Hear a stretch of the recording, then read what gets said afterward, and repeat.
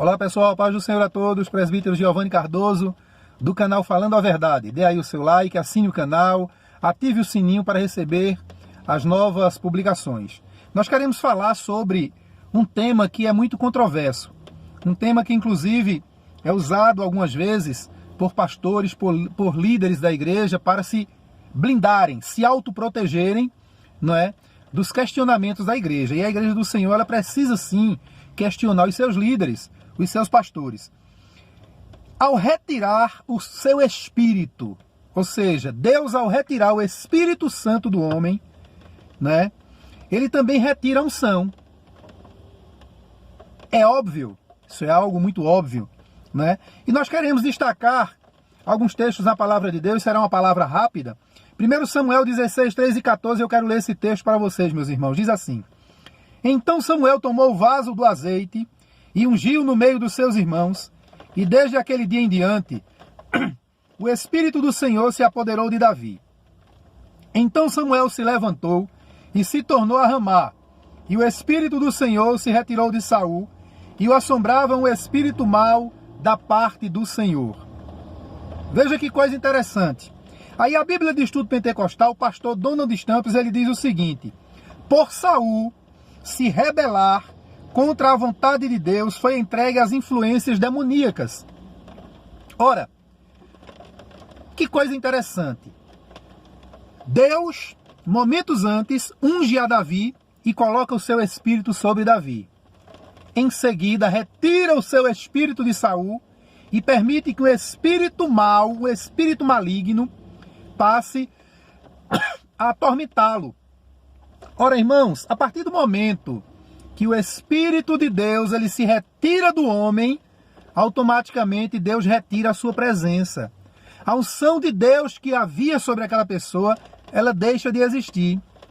Mas observe que Saul ainda passou muitos anos governando Israel, oprimindo o povo. Por quê? Um dos motivos é que o povo estava desviado, o povo não buscava Deus, o povo fazia questão de viver de benesses e conveniências, ao invés de questionar um rei ímpio, um líder ímpio, né? Um rei ímpio como Saul. Pois bem, em Hebreus, no capítulo 13, versículo 17, a palavra de Deus nos traz um texto, irmãos, que é exatamente esse texto, que muitos pastores ensinam na igreja, muitos líderes cristãos ensinam, e eles não ensinam completo. Eles passam assim uma pincelada para manter a igreja, o rebanho preso, cativo à sua tirania, às suas dissimulações, às suas mentiras, aos seus enganos. Veja o que diz Hebreus 13 e 17. Observe bem. Obedecei a vossos pastores e sujeitai-vos a eles, porque velam por vossa alma como aqueles que hão de dar conta delas, para que o façam com alegria e não gemendo, porque isso não vos seria útil. E aí eles começam, tá vendo? Vocês têm que cuidar do pastor, vocês têm que obedecer o pastor, vocês têm que amar o pastor, vocês têm que orar pelo pastor, vocês têm que proteger o pastor, verdade? Tudo isso.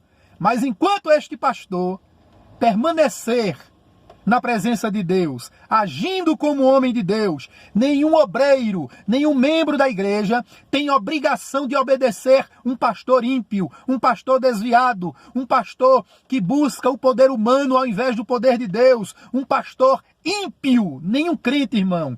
E cada crente, principalmente os obreiros da igreja, preste atenção, principalmente os obreiros da igreja, precisam se posicionar, já que não conseguem se unir para ir a determinados líderes ímpios, que o façam pessoalmente, mas não se escondam por trás da covardia, dizendo, eu não vou fazer porque as consequências essas, aquelas. Quais são as consequências?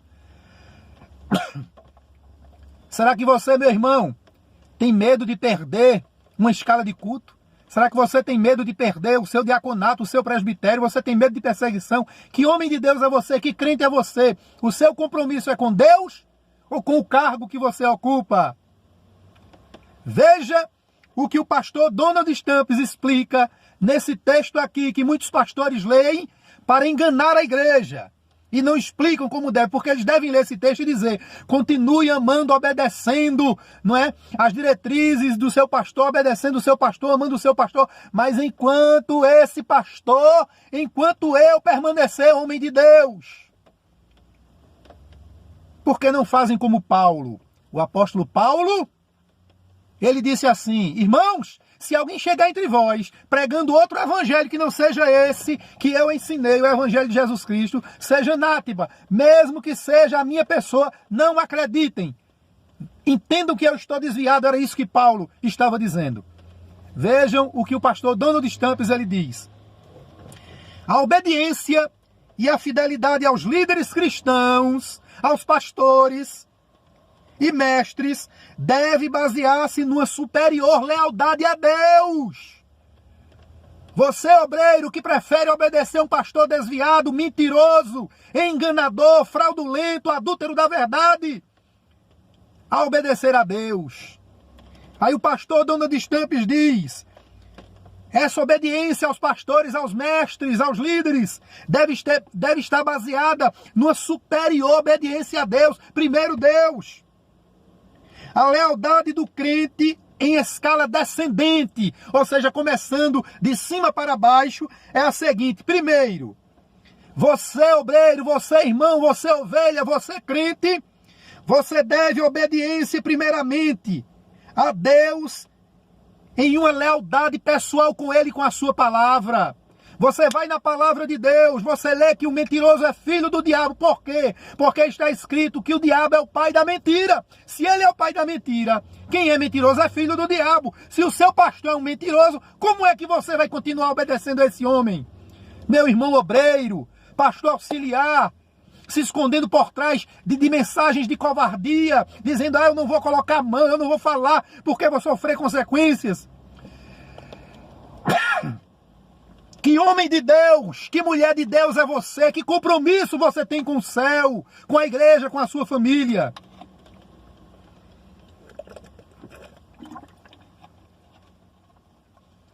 Deus não lhe chamou para a covardia. Deus lhe chamou para obedecer os líderes, mas se esses permanecerem na presença de Deus.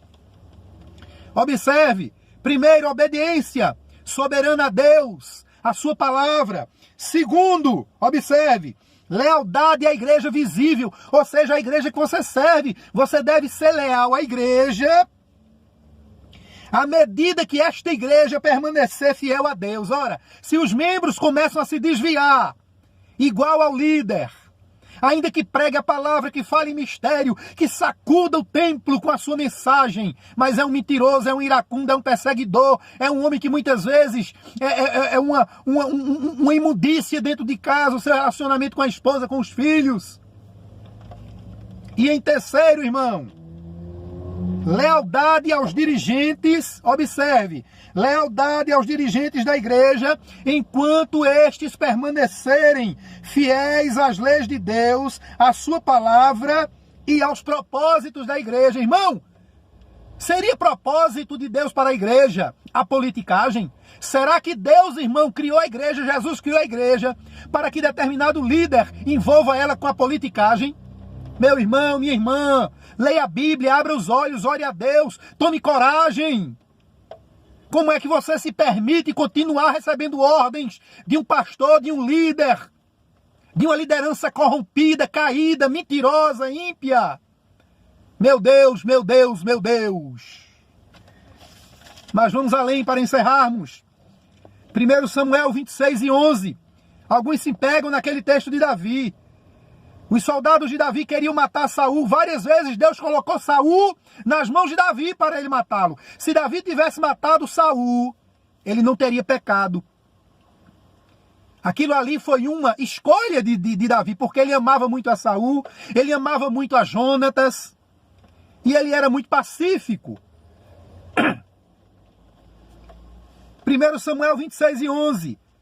Disse Davi: o Senhor me guarde de que eu estenda a mão contra o ungido do Senhor. Agora, porém, toma lá a lança que está à sua cabeceira e a bilha de água e vamos-nos. Ele disse ao soldado: olha, pega a lança dele, a bilha de água e vamos embora, deixa ele lá. Eu não vou tocar no ungido do Senhor.